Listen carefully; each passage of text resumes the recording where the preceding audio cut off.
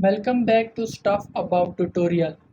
Today we are talking about how to send an email to multiple recipients in Gmail. Why would you want to know how to send an email to multiple recipients in Gmail?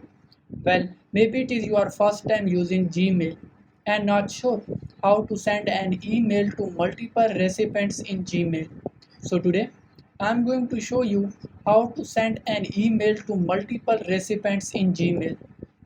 Check video description, check video description and I will try to leave the written instructions.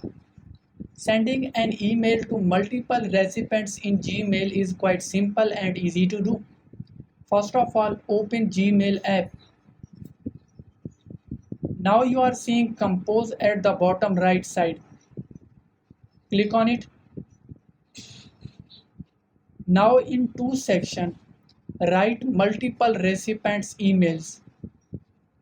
How you can do that? Write email. Now enter next. Now write another recipient email and then click on next. Write another email and then click on next. This is how you can send an email to multiple recipients. In Compose email, write an email you want to send to multiple recipients and then click on send. There you go.